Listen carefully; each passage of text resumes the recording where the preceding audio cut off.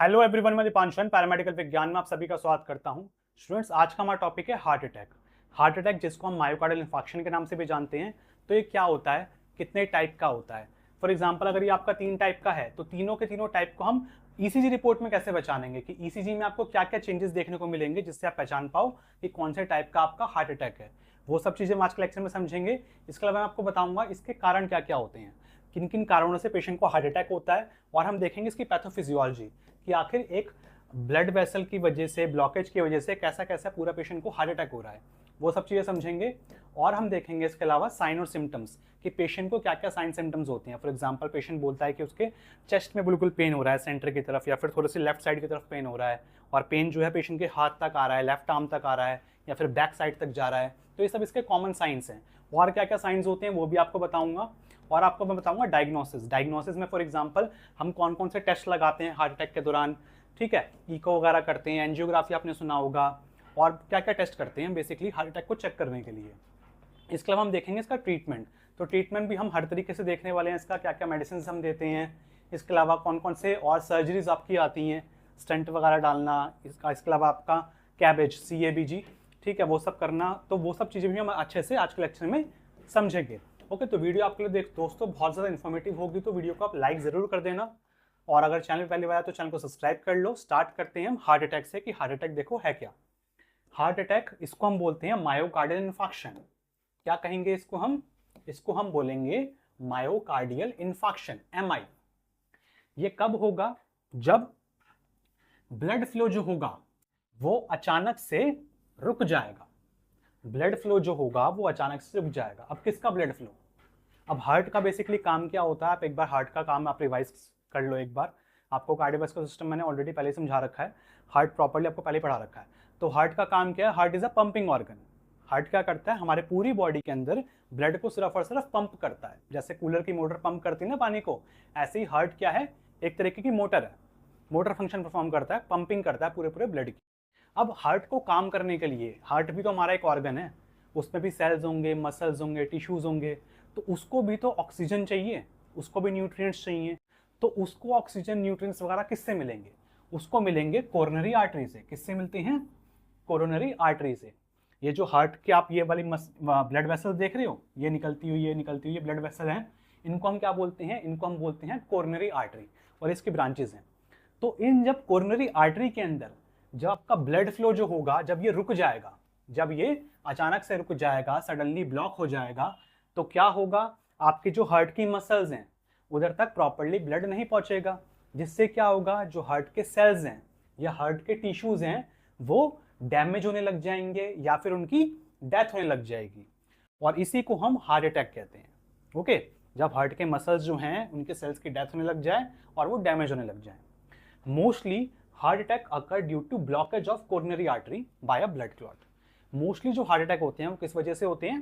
क्योंकि आपकी जो कोरोनरी आर्टरी है, जो कोरोनरी आर्टरी आपको मैंने बता दिया, जो कि पूरे हार्ट को ब्लड सप्लाई देगी, तो उस आर्टरी में जब कोई ब्लॉकेज हो जाएगी, या फिर ब्लड क्लॉट की वजह से ब्लॉकेज हो गई है, ब्लड क्लॉट, कोई थक्का जम गया है, या फिर लिपिड बहुत ज़्यादा बढ़ा हुआ है, कोलेस्ट्रॉल जम गया है, तो आर्टरी आपकी ब्लॉक हो गई है, उसकी वजह से पेशेंट को क्या हो जाता है? ज़्यादातर हार्ट अटैक हो जाता है। ओके, बहुत सिंपल सा यही है। अब आपका जो हार्ट अटैक होता है वो ना आपके देखो 3 टाइप के होते हैं। एक होता है अपना स्टेमी। स्टेमी मतलब क्या होता है? ST elevation. आपको मैंने ECG पढ़ा रखा है, ECG में आपके ST, PK और RST वेव्स होती हैं, तो उसको मैंने आपको प्रॉपर्ली अच्छे से समझा रखा है। तो ST जो अब आपका सेगमेंट एलिवेट करता है, उसके बेसिस पे हमने नाम क्या दे रखा है? स्टेमी। दूसरा क्या है? एलिवेट नहीं करेगा। ST मतलब एलिवेट मतलब ऊपर जाना, ग्राफ आपका ऊपर दिखाएगा, ऊपर नहीं जाएगा तो नीचे जाएगा। ठीक है, नॉन ST एलिवेशन, तो इसको हम बोलते हैं एनस्टेमी। और तीसरे टाइप का अपना हार्ट अटैक होता है साइलेंट हार्ट अटैक, जिस साइलेंट मायोकार्डियल इन्फार्क्शन भी कहते हैं इसको हम। तो अपने ये 3 तरीके के मायोकार्डियल इन्फार्क्शन होते हैं। स्टेमी मतलब ST elevation myocardial infarction, non STEMI NSTEMI मतलब non ST elevation myocardial infarction, और silent myocardial infarction. Okay, majorly अपने ये 3 टाइप के हार्ट अटैक होते हैं। तो सबसे पहले हम समझते हैं स्टेमी। स्टेमी का मतलब क्या है? ST elevation. ST एलिवेशन, अब ये आपके जो ये है, ये जो आपका ECG है, ECG आपको दिख रहा है, ये इसमें आप देखोगे, जैसे कि ये देखो आप, ये P ठीक है, ये आपको बता रखा है, ये Q हो गया, ये R, ये S, PQRS कॉम्प्लेक्स होता है, P ये हो गया, फिर ये QRX कॉम्प्लेक्स हो गया, फिर ये अपना T वेव आ जाती है। इतना आपको प्रॉपर्ली इसी में पहले समझा रखा है। तो ये जो ST सेगमेंट है ये क्या हो गया है, ऊपर की तरफ हो गया है, एलिवेट कर गया है, ऊपर हो गया है, जबकि आपका ये इस लाइन पे होना चाहिए था। तो उसको हम क्या बोलते हैं, ST elevation myocardial infarction. Okay, तो अब इसके बारे में थोड़ा सा और जान लो। स्टेमी क्या है, देखो STEMI is a severe type of heart attack. STEMI क्या होता है, एक सीवियर यानी कि घातक तरीके का हार्ट अटैक होता है, caused by complete blockage of coronary artery, यानी कि आपकी जो कॉर्नरी आर्टरी है उसमें ब्लॉकेज कैसी होगी है, पूरी ब्लॉकेज हो रखी है, कॉर्नरी आर्टरी पूरी पूरी अपनी ब्लॉक हो रखी है। कारण क्या है इसका, अ blood clot completely block blood flow. एक ब्लड क्लॉट जो है उसने क्या कर दिया, एक थक्का जम गया है बेसिकली उस आर्टरी के अंदर। उस थक्के की वजह से आपका जो ब्लड फ्लो है वो बिल्कुल रुक गया है, ठीक है, जिसकी वजह से आपके जो हार्ट की मसल है उसके एक पार्ट तक आपका ब्लड प्रॉपर नहीं पहुंच पा रहा है, ठीक है, बिल्कुल ही रुक गया है, कंप्लीटली ब्लॉकेज होती है इसमें स्टेमी में। ईसीजी में आपको क्या दिखेगा, मैंने आपको बताया ST segment elevation is seen on ECG. जो एसटी सेगमेंट है ये ऊपर की साइड पे आपको देखने को मिलती है। ओके, अब आप आ जाओ एनस्टेमी पे। एनस्टेमी मतलब non ST elevation myocardial infarction, यानी कि इसमें क्या होगा, पार्शियल ब्लॉकेज होगी। स्टेमी में क्या था, कंप्लीट ब्लॉकेज, इसमें क्या है, पार्शियल ब्लॉकेज, थोड़ी सी ब्लॉकेज है, partial blockage of coronary artery. Coronary artery में थोड़ी सी ब्लॉकेज हुई है जिसकी वजह से पेशेंट को क्या हो गया, हार्ट अटैक आ गया है। ओके, कारण क्या है, blood flow is reduced but not completely stop. इसमें क्या होता है, ब्लड फ्लो जो है वो कम हो जाता है, रक्त का जो प्रभाव है वो धीमा हो जाएगा, कम हो जाएगा, लेकिन वो कंप्लीटली ब्लॉक नहीं होगा, नॉट कंप्लीटली स्टॉप, बिल्कुल स्टॉप नहीं होगा। ईसीजी में आपको क्या देखने को मिलता है, एसटी सेगमेंट डिप्रेशन में भी सीन। अब एसटी एलिवेशन तो हो नहीं रहा है, नॉन है, एलिवेट नहीं करेगा, ऊपर नहीं जाएगा, तो वो नीचे की तरफ देखने को मिल रहा है आपको। तो इसमें आप देखोगे, आप ये ना आप देखोगे,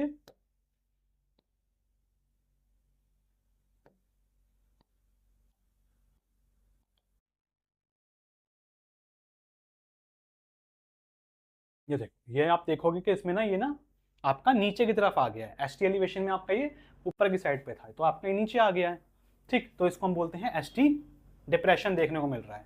इसके अलावा आप देखोगे कि आपका ईसीजी में ना आपको कुछ कुछ जगह पे टी वेव का इन्वर्जन मिलेगा। जो आपकी टी वेव है, टी वेव आपकी ऐसे कैसे बननी चाहिए थी, ऊपर की साइड पे बननी चाहिए थी, लेकिन इसमें क्या हो रहा है, टी वेव जो है, ये जो टी वेव है ये नीचे की साइड पे बन रही है, इसको हम बोलते हैं टी वेव इन्वर्जन। तो ये आपको देखने को मिलता है, किस में देखने को मिलेगा, एनस्टेमी में देखने को मिलेगा। ओके, टी वेव इन्वर्जन में ऑल्सो बी सीन। अब इसके बाद आप देखो तीसरा टाइप का हार्ट अटैक हमारा साइलेंट मायोकार्डियल इन्फार्क्शन या फिर silent heart attack. Silent heart attack occurs without typical chest pain. इसमें क्या होगा, पेशेंट को जैसे नॉर्मली चेस्ट पेन होता है ना, वैसे नॉर्मली चेस्ट पेन नहीं होगा, without typical chest pain symptoms. जैसे चेस्ट पेन के सिम्टम्स आते हैं पेशेंट को, वैसे एकदम से नहीं होगा। कारण क्या है, the patient may not recognize the symptom and the heart attack may go unnoticed. रोगी लक्षणों को पहचान नहीं पाता और हार्ट अटैक का पता नहीं चल पाता। इस दौरान क्या होता है, हार्ट अटैक का पेशेंट को पता भी नहीं चल पाता। एक हार्ट अटैक आया भी होता है पेशेंट को, लेकिन पेशेंट को पता नहीं चल पा रहा, सिम्टम नहीं आता क्योंकि। अब पता कैसे चलेगा, सिम्टम में इंक्लूड, सिम्टम में क्या हो सकता है, उस टाइम पे पेशेंट को क्या हुआ हो कि थकावट हुई हो, सांस लेने में तकलीफ हुई हो, ठीक है, डिजीनेस हो यानी कि चक्कर आए हुए पेशेंट को, या फिर डिस्कम्फर्ट हुआ हो, ठीक है, असुविधा सी महसूस हो, उस टाइम में पेशेंट को यह हुआ होगा। ये सिम्टम्स हो सकते हैं उस टाइम पे। पैथोलॉजिकल क्यू वेव में भी सीन ऑन ईसीजी। अब इस दौरान क्या होता है ना, कभी पेशेंट को पता तो था नहीं कि मेरे को हार्ट अटैक आया है, पेशेंट ने कभी ईसीजी करवाई, तब ईसीजी में देखा हमने कि जो क्यू वेव है, ये जो अपना कॉम्प्लेक्स होता है ना, क्यू आर एक्स कॉम्प्लेक्स, ठीक है, तो इस टाइम पे जो आपकी क्यू वेव जो है, आप देखोगे क्यू वेव जो है वो आपकी बहुत ज़्यादा बड़ी हुई जा रही है। जो आपकी क्यू वेव है ना, जो आपकी ये क्यू वेव है वो बहुत ज़्यादा आ रही है, ठीक है, इसका जो लेंथ है वो काफ़ी ज़्यादा आ रही है, तो यानी कि इसमें पैथोलॉजी है, कोई ना कोई दिक्कत है। तो इससे पता चल पाता है कि हाँ पेशेंट को ना इन प्रीवियसली कभी हार्ट अटैक आया था, लेकिन पेशेंट को पता नहीं चल पाया, यानी कि पेशेंट को साइलेंट अटैक आया था, ठीक। तो क्यू वेव में पैथोलॉजी देखने को मिलती है ईसीजी में। तो ये अपने 3 तरीके के हार्ट अटैक होते हैं। अब आ जाओ इसके कारण पे कि पेशेंट को किन किन वजह से ज़्यादातर हार्ट अटैक होता है। तो इसमें सबसे पहले आपका आता है सबसे मेन कोरोनरी आर्टरी डिसीज़, कि कोरोनरी आर्टरी जो है उसमें कोई दिक्कत हो गई है, कि आपकी जो कोरोनरी आर्टरी है बेसिकली क्या हो रहा है ना इसमें, कि आपकी जो कोरोनरी आर्टरी है वो पतली हो गई है, नैरो हो गई है, पतली हो गई है। क्यों हो गई है पतली? क्योंकि उसमें फैट जमा हो गया है, फैटी प्लेग जमा हो गया है। यानी कि आपका जो कोलेस्ट्रॉल है वो उधर जाके इकट्ठा हो गया, उसके बाद वो थिक हो गया है, गाढ़ा हो गया है, और आपकी जो ब्लड वेसल है उसको पतला करते जा रहा है। पतला करेगा तो पहले आपका इतनी सी जगह से ब्लड फ्लो ज़्यादा हो रहा था, अब धीरे धीरे करके जब जब कोलेस्ट्रॉल जमा होगा उस पर तो इतना सा फ्लो रह जाएगा। ठीक है, इतना सा फ्लो रह जाएगा तो इतने में से ब्लड सप्लाई तो कम हो गई ना, ब्लड जो जा रहा है वो कम कम जाएगा। इसके अलावा एंड हाई कोलेस्ट्रॉल, कोलेस्ट्रॉल अगर किसी पेशेंट का हाई है, लिपिड हाई है, तो उसकी वजह से भी पेशेंट को हार्ट अटैक हो सकता है। कोलेस्ट्रॉल ज़्यादा होगा, कोलेस्ट्रॉल में कौन सा कोलेस्ट्रॉल? एलडीएल कोलेस्ट्रॉल जो होता है, लो डेंसिटी लिपोप्रोटीन वाला कोलेस्ट्रॉल जो होता है, इससे क्या होगा, जो प्लेक बनने के चांसेस होते हैं वो ज़्यादा होते हैं। ठीक, इसके अलावा अगर कोई पेशेंट हाई बीपी का है, हाई ब्लड प्रेशर का पेशेंट है, तो उसकी वजह से क्या हो सकता है, आपकी जो ब्लड वेसल है उसके जो अंदर की एंडोथेलियल लाइनिंग होती है वो डैमेज हो सकती है, जिसकी वजह से हार्ट अटैक हो सकता है। और क्या कारण है? डायबिटीज़ के पेशेंट को हार्ट अटैक ज़्यादातर देखने को मिलता है। डायबिटीज़ की वजह से क्या होगा, आर्थरोस्क्लेरोसिस हो जाता है, आपके जो ब्लड वेसल है बेसिकली वो हार्ड हो जाती है, थिक हो जाती है। ठीक, आर्थरोस्क्लेरोसिस हो जाता है, और इससे क्या होगा, हार्ट अटैक के चांसेस ज़्यादा होते हैं।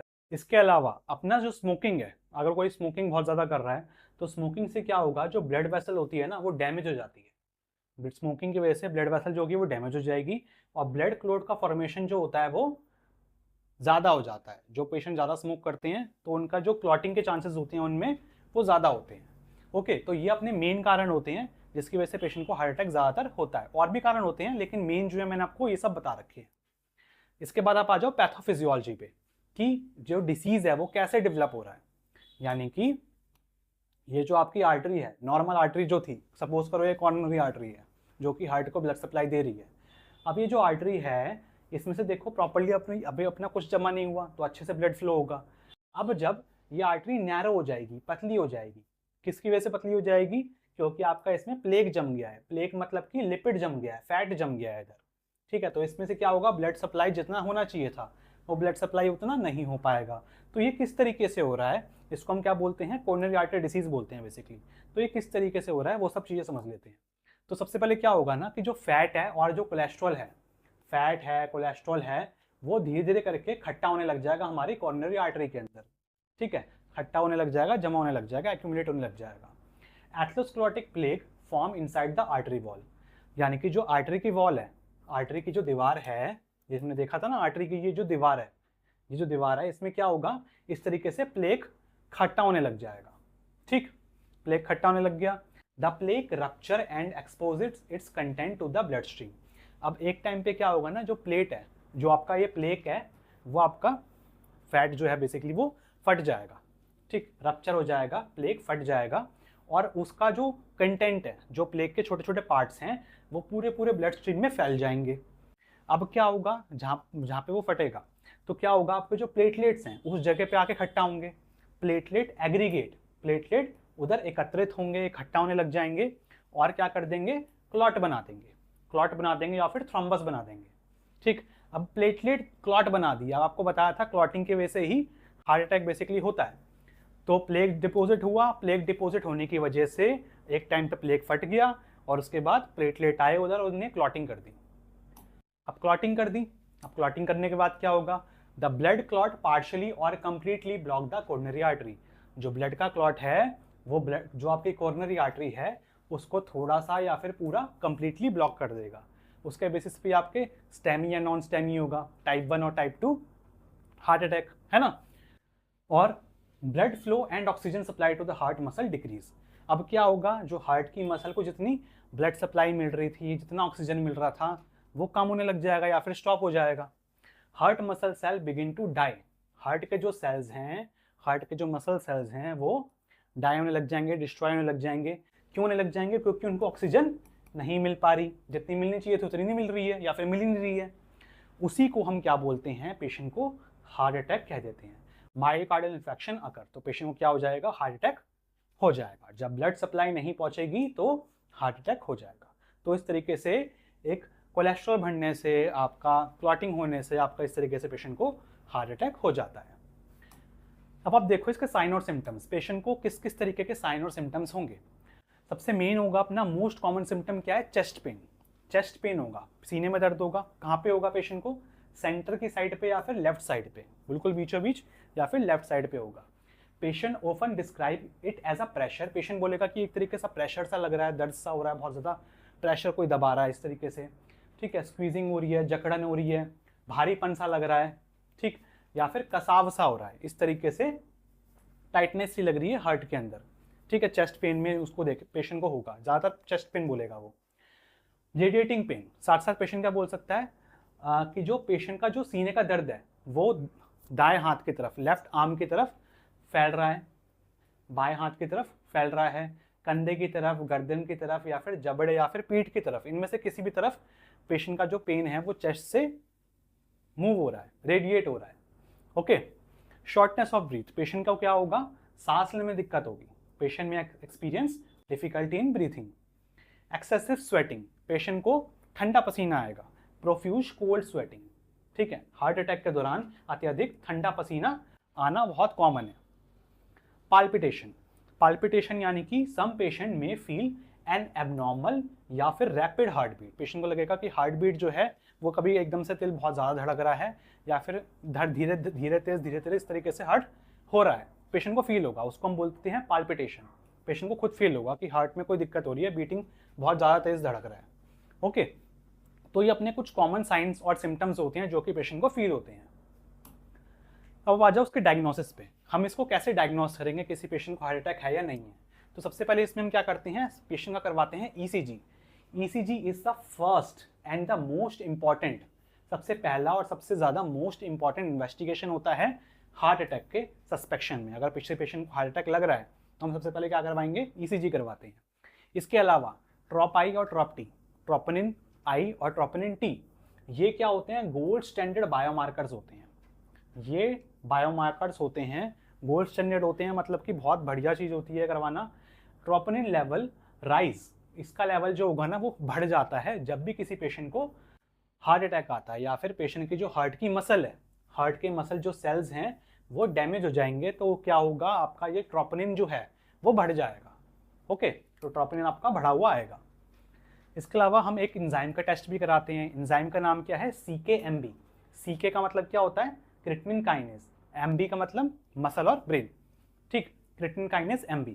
तो क्रिएटिनिन CKMB जो होता है वो क्या है, अपना कार्डियक एंजाइम है, जो कि कब रिलीज होता है, जब आपकी हार्ट की मसल जो होती है वो डैमेज होती है, तो आपका इसका लेवल जो होगा वो ब्लड के अंदर बढ़ जाता है। इसके अलावा हम पेशेंट का इको भी कराते हैं, 2D इको जो होता है, इको कार्डियोग्राफी बोलते हैं उसको बेसिकली हम, ये हम कराते हैं। क्यों कराते हैं, क्योंकि आपकी अगर किसी हार्ट अटैक के दौरान अगर वॉल के मोशन में कोई दिक्कत हुई है तो उसको डिटेक्ट करने के लिए, यह हार्ट अटैक के कारण उत्पन्न दीवार की गति, यानी कि जो वॉल होती है हार्ट में, आपने सुना होगा वॉल्स होती हैं, तो उनमें जो मोशंस की दिक्कत अगर है कोई, तो उसको पता लगाने के लिए हम क्या करते हैं, इको करते हैं। ओके, इसके अलावा पेशेंट का क्या करवाते हैं, कोरोनरी एंजियोग्राफी कराते हैं। एंजियोग्राफी क्या होता है, it is a gold standard for visualising coronary artery blockage. Gold standard होता है ये, आपको ये पता चल जाएगा इससे कि आपकी कहाँ पे ब्लॉकेज है। अगर आपकी कोरोनरी आर्टरी में ब्लॉकेज है तो ब्लॉकेज आपकी किस जगह पे है, एग्जैक्ट लोकेशन पता लगाने के लिए वो ये आपकी इससे पता लग सकती है एंजियोग्राफी से, कि हाँ इस वाली वेसल में ब्लॉकेज हो रखी है, इधर आपके क्लॉटिंग हो रखी है। और साथ साथ हम इसमें हम क्या भी पता लगा लेते हैं कि कितना ज़्यादा सीवियर है, कितनी ज़्यादा गंभीर है, ठीक है, कितना ज़्यादा क्लॉटिंग जो है कितनी ज़्यादा सीवियर है पेशेंट के लिए, कितनी ज़्यादा गंभीर हार्ट अटैक पेशेंट को आया था। चेस्ट एक्सरे, चेस्ट एक्सरे करवाते हैं, क्यों करवाते हैं, हार्ट का साइज देखने के लिए। है chest X-ray help evaluate the heart size. इसके अलावा हार्ट के साथ में क्या है, अपने लंग्स हैं, तो लंग्स में कोई दिक्कत तो नहीं हो गई है, उसको भी पता लगाने के लिए हम चेस्ट एक्सरे करते हैं। इसके अलावा हम पेशेंट का लिपिड प्रोफाइल भी चेक करते हैं रेगुलरली। लिपिड प्रोफाइल में हम बेसिकली क्या करेंगे, कोलेस्ट्रॉल का लेवल चेक करते हैं, और पेशेंट को कोई कोलेस्ट्रॉल बढ़ने की वजह से कार्डियोवास्कुलर रिस्क होने की दिक्कत तो नहीं है, हार्ट से संबंधित कोई दिक्कत तो नहीं है, तो वो भी हम लिपिड से चेक करते हैं। ओके, तो ये अपने सारे टेस्ट होते हैं जो कि हम करते हैं हार्ट अटैक के लिए। ठीक, तो एंजियोग्राफी बेसिकली बहुत लोग डरते हैं एंजियोग्राफी, तो एंजियोग्राफी कुछ नॉर्मल सबका एक टेस्ट है। इसमें क्या होता है, हम ब्लॉकेज चेक करते हैं कि ब्लॉकेज कहाँ पे है। ओके, सिर्फ एग्जैक्ट लोकेशन जानने के लिए और सीवियरिटी जानने के लिए। अब आ जाओ इसके ट्रीटमेंट पे। तो हार्ट अटैक का ट्रीटमेंट कैसे करते हैं? तो हार्ट अटैक का ट्रीटमेंट समझाने से पहले आपको बता दूं, जो भी इसमें मेडिसिन बताऊंगा कभी अपने आप से नहीं लेनी है पेशेंट को, हमेशा डॉक्टर के प्रिस्क्रिप्शन से ही लेनी है। ये वीडियो सिर्फ और सिर्फ नॉलेज के लिए है। तो ट्रीटमेंट में आप देखो, heart attack is a medical emergency. Heart attack क्या है? एक मेडिकल इमरजेंसी है। इस दौरान क्या होता है, पेशेंट को हम इमीडिएट ट्रीटमेंट देते हैं, बिल्कुल तुरंत ट्रीटमेंट देते हैं। The main goal of the treatment का मेन काम क्या है, क्यों हम ट्रीटमेंट कर रहे हैं, मेन गोल क्या है कि आपका जो ब्लड फ्लो है, जो ब्लड फ्लो में ब्लॉकेज जो रखी थी ना, उस ब्लॉकेज को हम खत्म कर पाएं, या फिर ब्लड फ्लो को हम पहले जैसा कर पाएं कि हार्ट के जो मसल्स तक जो ब्लड नहीं पहुंच पा रहा था वो तुरंत से तुरंत क्विकली पहुंच पाए, जितनी जल्दी से जल्दी हो सके। ये इसका मेन एम होता है ट्रीटमेंट का। तो सबसे पहले आप देखो एस्पिरिन, पेशेंट को एस्पिरिन दी जाती है। बहुत सारे जो हार्ट पेशेंट होते हैं अपने पास एस्पिरिन रखते भी हैं। तो एस्पिरिन आपकी जो होती है, ये क्या होती है, आपकी एंटी प्लेटलेट एजेंट होता है। एंटी प्लेटलेट एजेंट यानी कि आपकी प्लेटलेट के खिलाफ काम करेगा। प्लेटलेट क्या कर रहा था उधर, क्लॉटिंग कर रहा था, तो वो क्लॉटिंग के खिलाफ काम करेगा। डोज क्या होगी इसकी, 150 से 325 mg, ठीक है। 75 mg से लेके आगे आगे इसकी डोजेज आती हैं। पेशेंट को तुरंत चबाने को बोला जाता है इसको। इकोस्प्रिन के नाम से अपनी ये एस्पिरिन आती है। काम क्या करता है ये, मैकेनिज्म क्या है इसका, prevent platelet aggregation and reduce clot formation. जो क्लॉटिंग हो रखी है उसको वो ये कम करवाएगा। नेक्स्ट इसके बाद आप देखो नाइट्रोग्लिसरीन। नाइट्रोग्लिसरीन पेशेंट को, जो हार्ट पेशेंट होते हैं उनको दी जाती है। डोज कितनी होती है इसकी, 2.6 से 6.4 mg। जीप के नीचे पेशेंट को रखने को बोला जाता है, जीप के नीचे सबलिंगुअल रखने को बोला जाता है। ड्रग क्लास क्या है इसकी, नाइट्रेट्स में आता है अपना। ये क्या काम करता है, dilate blood vessel and reduce cardiac workload. यानी कि जो आपकी ब्लड वेसल जो है, जो आपकी ये जो ब्लड वेसल है या आपकी पतली हो रखी, तो इसको ये क्या कर देगा, थोड़ी सी चौड़ी कर देगा, डायलेशन कर देगा। तो इसमें से ब्लड फ्लो कम हो रहा था, इसमें से थोड़ा सा ब्लड फ्लो बढ़ा देगा, तो हार्ट का जो वर्कलोड है वो कम कर देगा। इसमें आपकी मेडिसिन कौन सी चलती है, नाइट्रोक्वांटिन, ये ज़्यादातर हमारी चलती है, ठीक है। इसके अलावा देखो अटोरवास्टेटिन। अटोरवास्टेटिन में आपका आता है स्टोरवास, ठीक है। स्टोरवास ज़्यादातर पेशेंट को दी जाती है, बाकी अलग अलग नाम से आपकी आती है। ये स्टोरवास आपकी ज़्यादा चलती है। तो डोज क्या है इसकी, 40 से 80 mg। डोज क्या होती है इसकी, 40 से 80 mg स्टैट डोज। स्टैट मतलब क्या होता है, तुरंत देने वाली दवा होती है ये।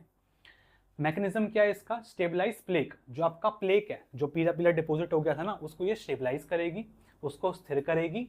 एंड रिड्यूस कोलेस्ट्रॉल लेवल, साथ साथ क्या करती है, जो कोलेस्ट्रॉल का लेवल होता है उसको भी ये कम करती है। ओके, अटोरवास्टेटिन। इसके अलावा देखो, अगर पेशेंट को बहुत ज़्यादा दर्द है तो हार्ट अटैक के दौरान हम पेशेंट को मॉर्फिन भी देते हैं, ठीक। तो मॉर्फिन, इसकी डोज कितनी होती है, 2 to 5 mg इंट्रावेनस दी जाती है, धीरे धीरे दी जाएगी इंट्रावेनस। ड्रग क्लास क्या होगी इसकी, अपॉइड एनाल्जेसिक होती हैं ये पेन को कम करने के लिए दिया जाता है, ठीक है। पेन को, घबराहट को कम करने के लिए ये दिया जाता है आपका मॉर्फिन। इसके अलावा रीपरफ्यूजन थेरेपी करी जाती है। रीपरफ्यूजन थेरेपी ये आपके ट्रीटमेंट के अंदर ही आएगा। रीपरफ्यूजन थेरेपी, इसको हम क्या, इसमें आपका बेसिकली क्या आएगा, पीसीआई आएगा। पीसीआई का मतलब क्या होता है, परक्यूटेनियस कोरोनरी इंटरवेंशन। यानी कि इसमें क्या होगा रीपरफ्यूजन थेरेपी में, कि पेशेंट की एंजियोप्लास्टी करेंगे और स्टंट डाल देंगे। क्या करेंगे, एंजियोप्लास्टी कर देंगे और स्टंट डाल देंगे। एंजियोप्लास्टी और स्टंट डाल देंगे मतलब कि क्या हो रहा है, आपका सपोज करो ये हार्ट है, हार्ट में आपकी इस वाली ब्लड वेसल में ब्लॉकेज हो रखी है। अब क्या करेंगे, इस जो ब्लड वेसल है उधर तक हम क्या करेंगे, कैथेटर डालेंगे। उस कैथेटर के साथ आपका बैलून होगा, साथ में अपना ये स्टंट होगा, ठीक है। ये अपना स्टंट है। अब हम क्या करेंगे, इधर तक आपका जहाँ पे ब्लॉकेज है वहाँ तक ये गया। अब उधर क्या हुआ, बैलून को फुलाया, ठीक है, कैथेटर उधर ये साथ साथ बैलून को फुलाया, स्टंट अब आपका पूरा पूरा फैल जाएगा। बैलून फूलने के बाद हम क्या करेंगे, कैथेटर और बैलून को निकाल देंगे और आपका जो स्टंट है वो उधर ही रह जाएगा। तो इस तरीके से आपका एंजियोप्लास्टी करके स्टंट डाला जाता है। ओके, ये आपका ट्रीटमेंट में आता है एंजियोप्लास्टी। एंजियोग्राफी क्या था, सिर्फ चेक करने के लिए। प्लास्टी में हम क्या कर रहे हैं, उसमें ट्रीटमेंट कर रहे हैं। Primary PCI is the preferred treatment for STEMI के लिए हम क्या करते हैं, पीसीआई सबसे ज़्यादातर करा जाता है। प्रेफर्ड ट्रीटमेंट, सबसे पसंदीदा ट्रीटमेंट होता है स्टेमी में।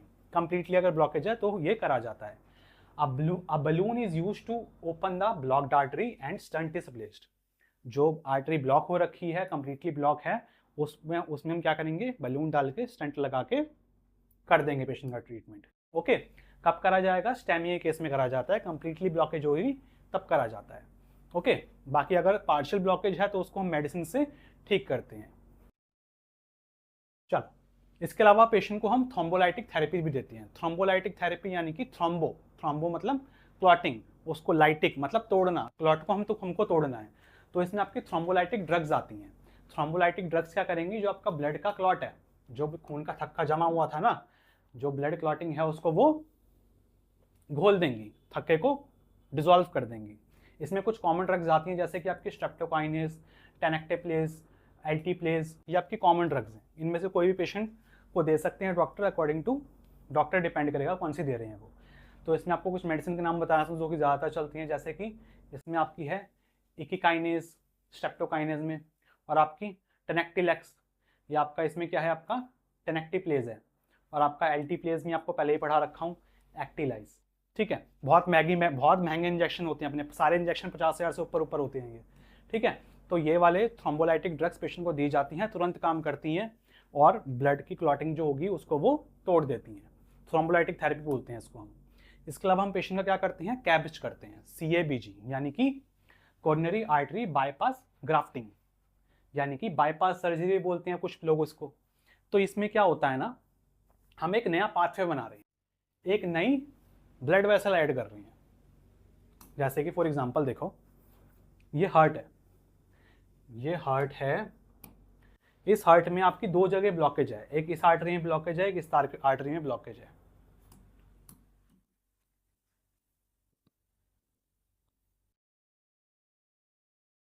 ठीक है, ये देख रहे हो इधर येलो सा, इस आर्टरी में ब्लॉकेज है, इस आर्टरी में ब्लॉकेज है। अब ये ब्लॉकेज है, इस तरीके से ब्लॉक हो रखा है, ब्लड फ्लो नहीं हो पा रहा। अब हमने क्या करा, एक अलग से हमने इस जगह से इस जगह तक एक अलग से ब्लड वेसल लगा दी, इसको हम बोलते हैं ग्राफ्टिंग। ठीक है, बाईपास ग्राफ्टिंग। इधर हमने एओर्टा से एक कहीं और से ब्लड सप्लाई दे दी, सपोज करो इधर ही थी ना, जैसे कि आपका इधर ही ब्लॉकेज है, इधर ही अगर ब्लॉकेज है तो आगे तक तो ब्लड पहुंच नहीं पा रहा, आगे तक ब्लड नहीं पहुंच पा रहा, तो हम क्या करेंगे, आगे तक ब्लड पहुंचाने के लिए इधर से ही डायरेक्टली एक ब्लड वेसल इधर लगा देंगे, इसको हम बाईपास कर देंगे, तभी हम बोलते हैं बाईपास। ठीक है, तभी इसको हम बाईपास ग्राफ्टिंग बोलते हैं, कोरोनरी आर्टरी बाईपास ग्राफ्टिंग। एक इसमें क्या कर रहे हैं हम, एक नया पाथवे बना रहे हैं, एक नया पाथवे या फिर एक नया रास्ता बना रहे हैं for blood flow around blocked artery, blocked artery के को बाईपास कर रहे हैं। It is usually performed in severe multivessel coronary artery disease. ये कब करा जाता है, अगर आपकी बहुत सारी, यानी कि कोरोनरी आर्टरी जो है, सपोज करो आपकी ये आर्टरी आ रही है, अब ये आर्टरी की ब्रांचेज हैं, ठीक है, ये आपकी आर्टरी की ब्रांचेज हैं, फॉर एग्जांपल मैं ऐसे ही बना रहा हूँ, तो इसमें अगर काफ़ी जगह पे अगर आपकी ब्लॉकेज है, सब फॉर एग्जांपल अगर आपकी इधर भी ब्लॉकेज है, इधर भी ब्लॉकेज है, इधर भी ब्लॉकेज है, काफ़ी जगह ब्लॉकेज है, तो उस टाइम पे हम क्या करेंगे, ग्राफ्टिंग कर देंगे। ठीक है, कि एक नई ब्लड वेसल लगा के, इधर से एक नई ब्लड वेसल लगा के डायरेक्टली इधर तक दे देंगे हम, या फिर अलग अलग जगह पे तक दे देंगे। इसमें भी 1, 2, 3 अलग अलग टाइप की ब्लड वेसल्स देते हैं, जितनी हमको ज़रूरत होती है, जितनी जगह ब्लॉकेज होगी उस तरीके से। ठीक है, तो मल्टी वेसल भी करी जाती है, उस दौरान करी जाएगी जब काफ़ी सारी कोरोनरी आर्टरी में दिक्कत होगी। ओके, तो ये सारा अपने ट्रीटमेंट था इसका। तो स्टूडेंट्स, बस ये था हमारा आज का लेक्चर आपके हार्ट अटैक के बारे में। आई होप कि आपको अच्छे सब कुछ समझ में आ गया होगा। अगर वीडियो आपको अच्छी लगी हो तो वीडियो को लाइक करना, हाइप का बटन आ हो तो हाइप कर देना, और चैनल पहली बार तो चैनल को सब्सक्राइब कर लो। मिलते हैं बहुत जल्दी नेक्स्ट वीडियो में, तब तक के लिए बाय बाय।